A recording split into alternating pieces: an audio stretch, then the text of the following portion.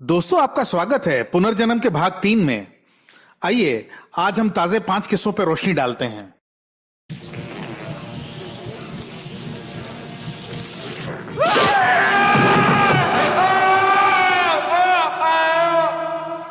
ये श्रीलंका की घटना है। जब दोमिंदा 3 साल का था तो वो अपने पिछले जन्म की बातें करने लग पड़ा।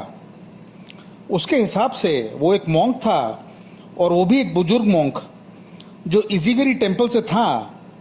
और उसकी मृत्यु के समय उसे छाती में बहुत जोर का दर्द हुआ था। इसके अलावा दोमिंदा ने कहा कि उसके पास एक लाल रंग की कार थी, और इसी के साथ उसने एक हाथी और एक रेडियो की भी बात कही। आश्चर्य की बात यह है कि यह सारी जानकारी एक मॉन्क महायाना गूनपना की जिंदगी से हूबहू मेल खाती थी, जिनकी कुछ साल पहले ही दिल का दौरा पड़ने से मौत हो गई थी। ये बच्चा पेंसाकोला से है, जो ये क्लेम करता है वो पिछले जन्म में न्यूयॉर्क सिटी पुलिस डिपार्टमेंट में था, और उसकी मौत ड्यूटी के दौरान गोली लगने से हो गई थी। जब वो एक स्टोर में डकैती रोकने गया था तो एक गुंडे ने उस पर गोली चला दी, जिससे उसकी मौत हो गई थी। ये गोली उसके दिल में लगी थी। हैरानी की बात यह है कि इयान हैगेड्रॉन की छाती पे एक निशान है, और उसे दिल की एक ऐसी बीमारी है जिसमें अगर वो बहुत ज्यादा खेले कूदे तो वो बेहोश हो जाता है। ये किस्सा श्रीलंका में दिलुष्की निसानका का है, और प्रोफेसर हैरल्डसन द्वारा इन्वेस्टिगेट किया गया था। जब दिलुक्षी छोटी थी तो तभी से वो अपने पिछले जन्म की बातें करती रहती थी। उसने अपने पेरेंट्स को ये भी कहा कि आप मेरे असली पेरेंट्स नहीं हो। उसके हिसाब से उसके दूसरे पेरेंट्स थे, और उसकी मृत्यु डाम्बुला के पास हुई थी, जब वो एक पुल पार कर रही थी और नीचे नदी में गिर गई थी। दिलुक्षी के अभी के पेरेंट्स ये कहानी सुन के परेशान हो जाते, और आखिरकार उन्होंने उसे डाम्बुला ले जाने का फैसला किया। उसने शहर में पहुंचते ही उसे पहचान लिया, और जब वो उस घर में पहुंची जहां वो रहा करती थी तो वो बहुत ही आराम से वहां लोगों से घुल मिल गई। जो लड़की डूब गई थी उसका नाम शिरोनी था, और वो 6 साल की थी। वैसे जब दिलुक्षी से इस बारे में 20 सवाल पूछे गए तो उसने 12 का एकदम सटीक और सही जवाब दिया। जेम्स बचपन से ही खिलौने वाले एयरप्लेन्स के साथ खेलता रहता। उसके पेरेंट्स एंड्री और ब्रूस उसके इस खिलौने प्रेम से थोड़े परेशान थे। जब जेम्स 2 साल का था तो स्थिति और बिगड़ गई, और उसे रात को डरावने सपने आने लगे।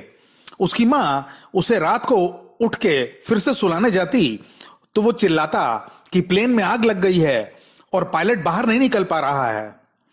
जब वो 3 साल का था तो उसने प्लेन पे बैठने से पहले उसका चेकअप किया, जैसे कि वो युद्ध पे जा रहा हो। इससे परेशान होकर उसके पेरेंट्स ने डॉक्टर का सहारा लिया।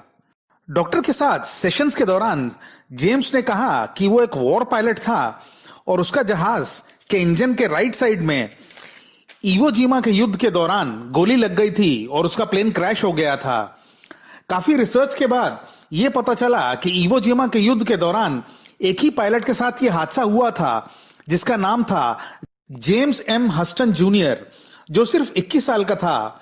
यह घटना इतनी प्रसिद्ध हुई कि इस पर एक किताब भी लिखी गई, जिसका शीर्षक है soul survivor, the reincarnation of a world war II fighter pilot.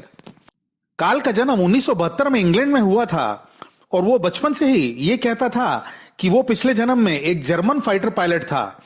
जब वो 2 साल का हुआ तो वो नाजी सैल्यूट करने लगा, और जब वो 3 साल का था तो वो प्लेन्स की ड्राइंग बनाने लगा, जिसपे वो स्वास्तिका बना देता था। उसने अपने पेरेंट्स को बताया कि उसका नाम रॉबर्ट था और उसके पिता का नाम फ्रिट्स था। 6 साल की उम्र में उसने कॉकपिट की ड्राइंग बनाई और अपने पेरेंट्स को सारे गेजेस का पर्पस भी बताया।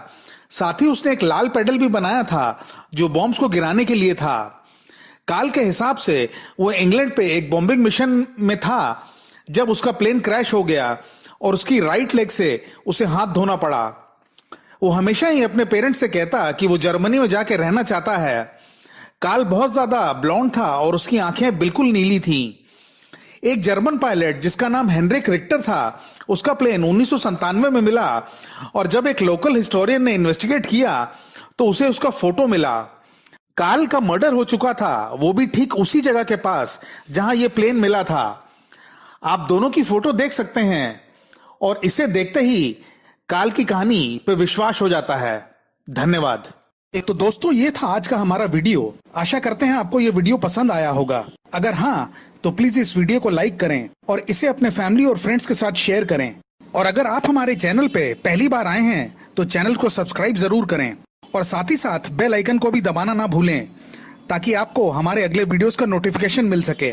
तो चलिए, आज के लिए बस इतना ही। मिलते हैं अगले वीडियो में कुछ इंटरेस्टिंग फैक्ट्स के साथ। नमस्कार।